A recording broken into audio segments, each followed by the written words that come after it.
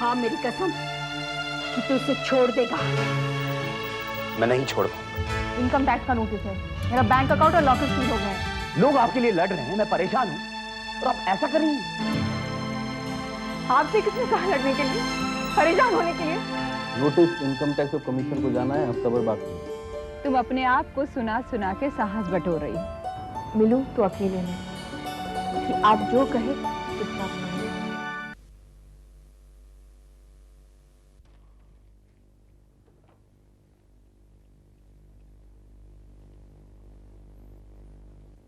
शुक्र है आप आ गए, मैं आप ही को फोन करा।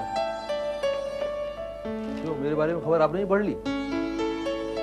क्या हो गया, ये लोग क्यों आपके पीछे पड़े हुए हैं?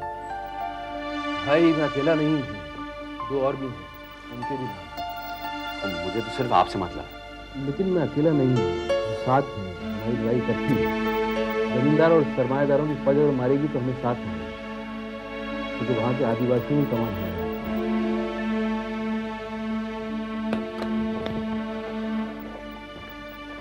ये रखो।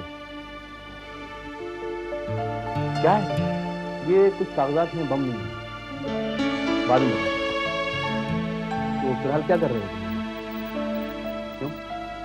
मैं आपको कॉफी पिलाने के लिए आया। आप? जिंदगी में एक वक्त आता है जब आदमी सोचता है कि उसे सब कर लेना चाहिए जो उसने कभी नहीं किया। ये काम उसमें से चलिए, इसे तो रख लो, जरूरी है।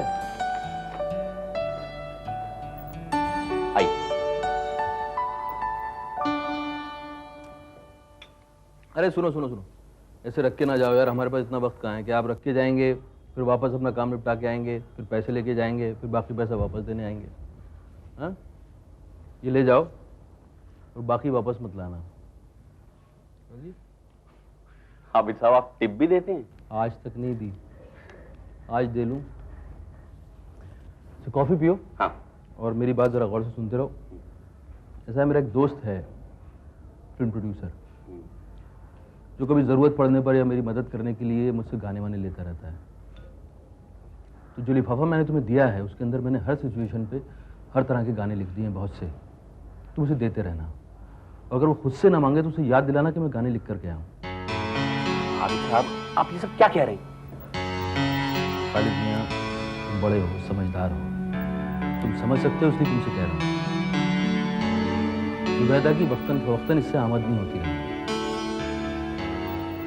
अशरफ का मैंने तुम्हें बाकायदा गार्जियन बना दिया ताकि तुम उसकी रहबरी कर सको, जैसे जैसे बड़ा हो तुम उसकी मदद कर सको। रही जुबैदा की बात, देखिए, मैं यहाँ आपकी वसीयत सुनने नहीं आया हूँ। मैं सुना शमा के आजकल बहुत नजदीक आ गए। मैं सारी बातें तफसील से सुनूंगा अभी। खैर फिलहाल जुबैदा का मसला सुलझाना। देखिए, मुझे ना कुछ सुलझाना है ना सुनना है। मुझे देखो, किसी दिन इसी तरह से एक धमाका होगा और मैं नहीं रहूंगा। खालिद मियां, दो बातें सुनना जरूरी है, सुन लो। एक तो ये कि मेरे बाद जुबैदा का मेरी पार्टी से ताल्लुक खत्म ना हो, वो मेरी जगह लड़ती है, ताकि एक दिन वो मेरी जगह ले सके। दूसरी बात, अशरफ जब बड़ा हो जाए, कुछ बन जाए, तो उसे याद दिलाना कि इस मुल्क में 90% लोग ऐसे हैं जो अपने लिए नहीं लड़ सकते। इसलिए जरूरी है कोई उनके लिए लड़े। ये नहीं कह रहा हूं कि वो मेरी तरह लड़ते लड़ते मर जाए, लेकिन कम से कम उनके लिए जिए। जो लोग ऐसा नहीं करते हैं वो सुअर बन जाते हैं, वो कंधी पर पलते हैं और गंदगी पैदा करते हैं।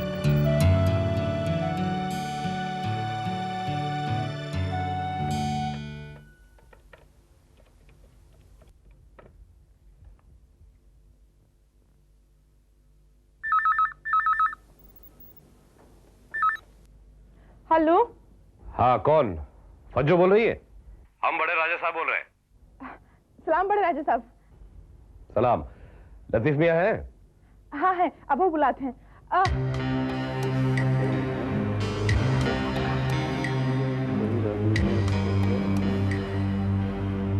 अस्सलाम वालेकुम अब्बूजान, बताइए क्या बात?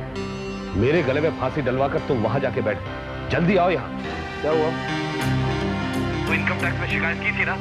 क्षमा तो बच गई, मैं फंस गया। अब पूछ रहे हैं कि झूठी शिकायत क्यों? ये तो बहुत बुरा हुआ अब्बूजान। आप एक काम कीजिए, आप मेरी सास को फोन कीजिए कि अम्मी बीमार है। शबनम को नहीं तो फज्जो को और मुझे फौरन भेजिए।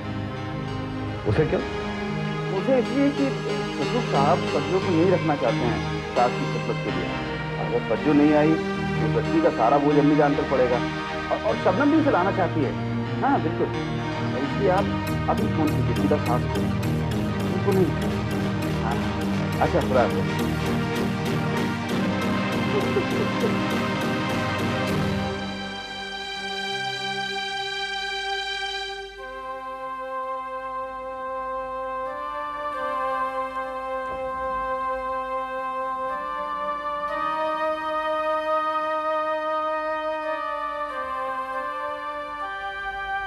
बेगम, शबनम को भेज दो। तुम्हारा वो दामाद तो चला जाए, मगर फज्जो नहीं, मैं उसे हरगिज़ नहीं भेजूंगा। फज्जो जाएगी क्योंकि शबनम के दिन चढ़े हैं और वहां उसकी सास भी बीमार है। वो बिल्कुल नहीं जाएगी। वो जाएगी और जरूर जाएगी। इस बात मैं आपकी बात हरगिज़ नहीं मानूंगा। क्यों? क्यों नहीं मानेंगे? हुआ क्या?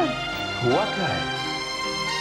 उस बदकार को मैं कतई नहीं भेजूंगा, समझिया? क्या किया है उसने? कहीं किसी से लगी है तो भिजवा दीजिए हैदराबाद। वहां शबनम और उसकी सास की निगरानी में रहेगी। ओ बेगम, मैं कैसे समझाऊं आपको? आप समझती क्यों नहीं है? मैं नहीं समझती। मेरी बेटी का पहला जापा है और वो बगैर नौकरानी के रहे, जबकि उसकी सास भी बीमार है। अच्छा, तो दुनिया में सिर्फ फज्जो ही एक नौकरानी रह गई है? फज्जो ने जिस तनदेही से शबनम की खिदमत की है ना, वो कोई घर वाली भी नहीं करती। आखिर खराबी क्या है उसमें? या तो ये बताओ, वरना वो जरूर जाएगी। आप बीमार हैं, मैं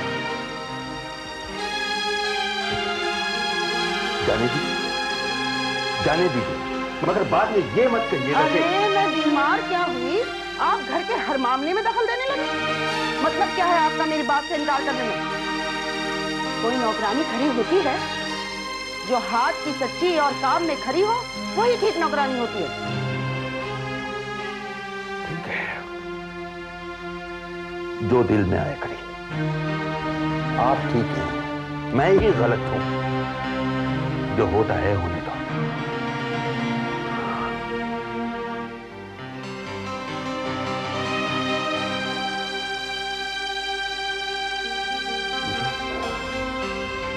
मुझे क्या मारा है खुदा तुमने? अरे अब्दुल, एक कप चाय लाओ।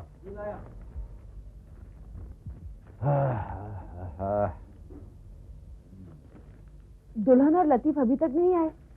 जरा फोन कर पूछिए ना कि लखनऊ वाली गाड़ी आई कि नहीं। वो तो आ जाएगी, लेकिन तुम इधर उधर कहाँ घूम रही? कि लेट जाओ। मैंने उन्हें झूठ कैसे बुलवाया कि तुम बीमार हो? ये लतीफ से बोला था मुझे। तुम्हारा और तुम्हारे बेटे का झूठ बोले बिना खाना पचता भी है कि नहीं? किसी दिन ये ना कह देना कि मैं मर भी गई, और मुझसे कह देना कि कफन ओढ़कर सो जा। अपने साथ मुझे भी जहन्नुम भेज कर रहना। वहां तू अकेली जा, लेकिन इस वक्त मेरे साथ चल और अंदर लेट। बोलो आगे चल, चलो चलो चलो चलिए।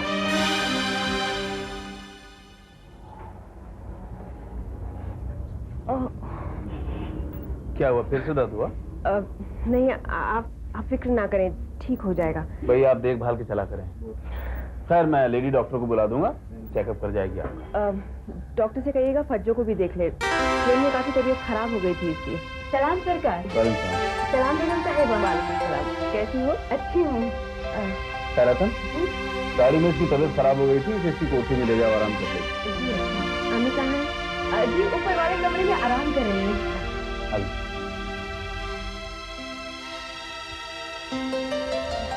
अच्छी हूँ, तेरी तबीयत कैसी है?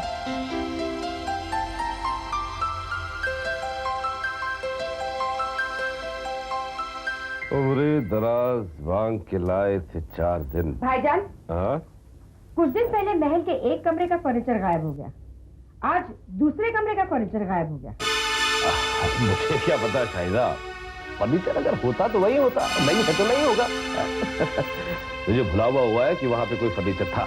मुझे कोई भुलावा नहीं हुआ, वहाँ फर्नीचर था, हर कमरे में फर्नीचर था। तू कैसे कह सकती? तुझे क्या पता? तेरा तो तलाक हो गया था और तू वहां पे बावर्ची खाने के बगल वाली कोठरी में रहती थी और फिर ये रात चली गई। अरे उस मुंशी की बेटी ने दे दिया होगा अपने बाप को। वो मेरी सौतन थी लेकिन ईमानदार थी। फर्नीचर आपने बेचा है। मैंने बेचा? हाँ हाँ, आपने बेचा है। मैंने अपने कानों से सुना, आप किसी से बात कर रहे थे। फिर पूछती क्या? मैंने बेच दिया तो बेच दिया।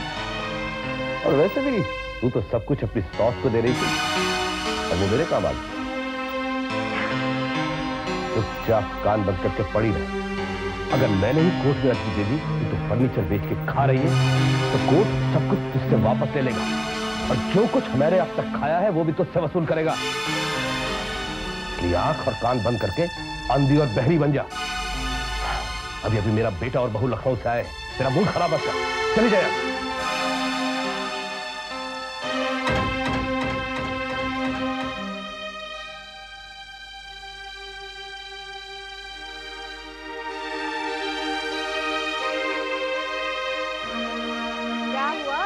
बड़ी गुस्से में है या फिर भाईजान है? वो मेरा भाई नहीं है, चोर है, अय्यार है, और उसका बेटा बदमाश और अय्यार।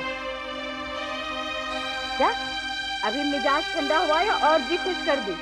जैसे आपका भतीजा और भतीजे की बहू जो लखनऊ गए थे आ गए हैं। हाँ अभी पता चला भतीजे को। हाँ लेकिन ये तो नहीं बताया होगा कि दो लुगाइयाँ लेके आए। दो लुगाई? हाँ अब तो सज्जो भी दूसरी लुगाई है ना, और बेगम की तरह शायद वो भी पेट से है। पक्का मालूम नहीं है लेकिन एक दो दिन में पता करके बता दूंगी। फिलहाल तो ये देखो अपने भांजे की करतूत।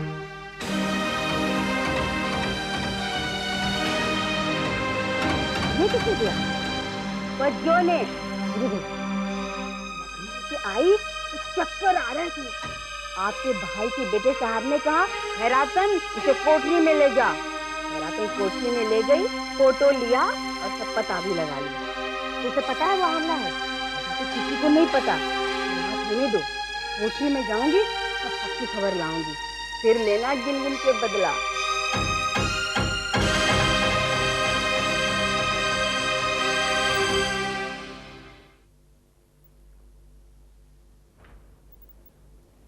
सलाम सरकार। वालेकुम सलाम। आपने मुझे याद किया सरकार? हाँ बैठो।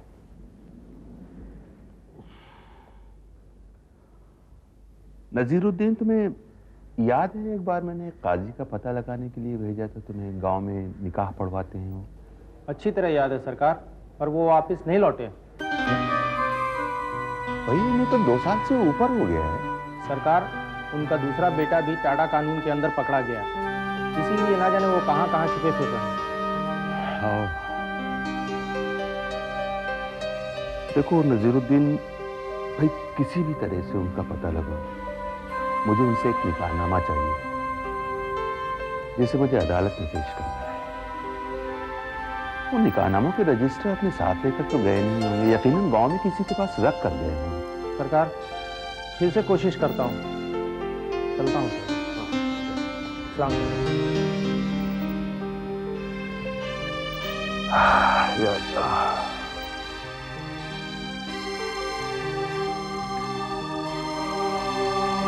मैंने अपनी बेटी का निकाह करने के लिए किसी की बेटी का हक मारा। अब खुदा मेरी बेटी का वही हक उससे छीन रहा है।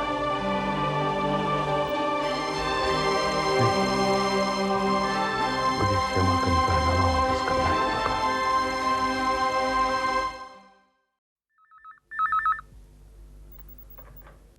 खालिद हियर। वकील साहब, शमा बोल रही हूँ। आप बहुत अच्छे वकील हो गए हैं। आपकी एक मुवक्किला आपसे मिलना चाहती है।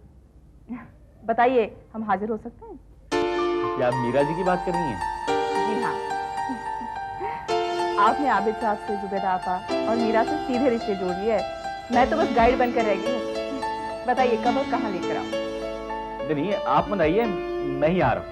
मगर ये तो जान लीजिए, हम कोर्ट के सामने वाले रेस्टोरेंट में आपका इंतजार करेंगे। जी। मैंने तुम्हारे वकील को बुला दिया। खालिद साहब के साथ बहुत खुल गई हो तुम। ये अचानक कैसे हो गया? साथ मिलकर सोशल वर्क कर रहे हैं। हम दोनों पुणे गए थे लेक्चर देने। वहाँ वो बीमार पड़ गए। एक रात मैंने नर्सिंग की और रिश्ता बदल गया। मैं बहुत प्रसन्न हूँ। प्रसन्न मैं भी हूँ। और अधिक प्रसन्न करने वाला आदमी आता ही होगा।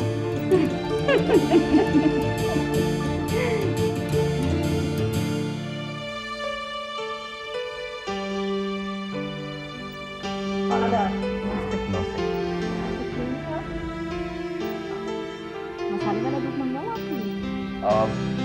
प्लीज हम असल बात कर लें। जी जी। ये चेक वाह, आपने तो कमाल कर दिया। चेक के साथ आपने अपने पति की वो चिट्ठियां भी मंगा ली जो उन्होंने हिंदू नाम की लिखी थी। जी, मैंने कुछ और भी किया है। ये चिट्ठियां हैं रमा और उसकी बहन की, जिसमें उन्होंने माना है कि दूसरी शादी हुई है और उन्होंने मुझसे कहा भी है कि मैंने अच्छा किया जो उनके पति को क्षमा कर। यानी अब यह साबित होता है कि वो अभी तक अपने हिंदू नाम का इस्तेमाल कर रहे हैं और उन्होंने दूसरी शादी भी कर ली है। मुझे इसी बात का इंतजार था। अब मैं मुकदमा दायर करूंगा कि हिंदू होकर उन्होंने दूसरी शादी की है पहली बीवी के मौजूद होते हुए, जो हिंदू मैरिज एक्ट के तहत जुर्म है। लेकिन वो तो मुसलमान बन चुका है। बना होगा, लेकिन ये साबित करते हैं कि अभी भी उनकी आइडेंटिटी हिंदू है। He is a practising Hindu, और इतना मुकदमे के लिए काफी है। अगर वो ये कहते हैं कि वो मुसलमान है तो हम उनसे पूछ सकते हैं कि क्यों हिंदू नाम से अभी भी अपना सारा काम कर रहे हैं और उनके अकाउंट क्यों हिंदू नाम से हैं। शुक्रिया अदा कर कि मैंने इतना अच्छा वकील दिलवाया। शुक्रिया शुक्रिया, बहुत बहुत शुक्रिया। अब तुम मेरा एक और काम सरल कर दो। क्षमा, उनसे कहो कि ये खर्चे के लिए पैसे भी देने। तुम कहो। ऐसे कैसे दे दूं? तेरा केस तो मैंने ही नहीं दिलवाया, इसमें मेरा हिस्सा भी है ना? जी बिल्कुल, बल्कि ये सारा का सारा आप ही का। सुन ले, ये तूने मुझे दिया इनके लिए और इन्होंने मुझे दे दिया। रखो, जैसे जैसे खर्च होगा ये लेते हैं।